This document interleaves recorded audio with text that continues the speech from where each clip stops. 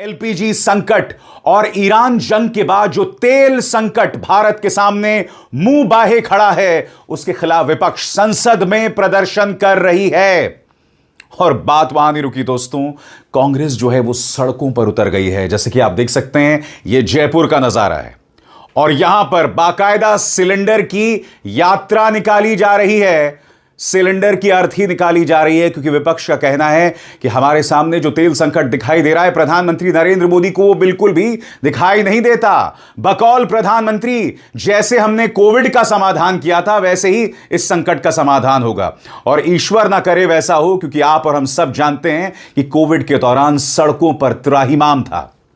हकीकत यह है दोस्तों कि राहुल गांधी ये मुद्दे लगातार संसद में उठा रहे हैं। उनके सवालों का जवाब देने के बजाय भारतीय जनता पार्टी, उनके नेता और उनके मंत्री उनके पाजामे पर टिप्पणी कर रहे हैं। मैं मजाक नहीं कर रहा हूं दोस्तों, उनके पाजामे पर टिप्पणी की थी इस महानुभव सांसद और मंत्री गिरिराज सिंह ने। और भारतीय जनता पार्टी का यह वाहियात और विवादास्पद सांसद निशिकांत दुबे, इन्हें तो इस बात पर प्रॉब्लम है कि राहुल गांधी मकर द्वार में चाय पी रहे थे। राहुल गांधी का तीर जो है निशाने पर लगा है, वो इस बात से साबित हो रहा है कि राहुल गांधी के सवालों का जवाब देने के बजाय अनर्गल बातों में देश की जनता के ध्यान को भटकाया जा रहा है। सड़क पर कांग्रेस उतरी है मगर इनके पास सवालों का जवाब नहीं है।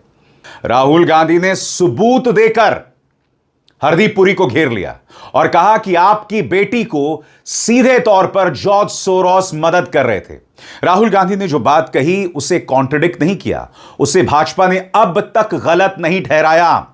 अनर्गल मुद्दों के जरिए ध्यान भटकाने की कोशिश की जा रही है मगर जो बात राहुल गांधी ने कही उसे अब तक गलत नहीं साबित किया गया। और इत्तेफाकन दोस्तों, प्रधानमंत्री नरेंद्र मोदी ने ईरान के राष्ट्रपति मसूद पेजेश्कियां से बात की है मगर उस पूरी बातचीत में कहीं पर भी सुप्रीम लीडर खामेनी की मौत का जिक्र नहीं है, नंबर एक। नंबर दो, जो बच्चे मारे गए उसका भी जिक्र नहीं है।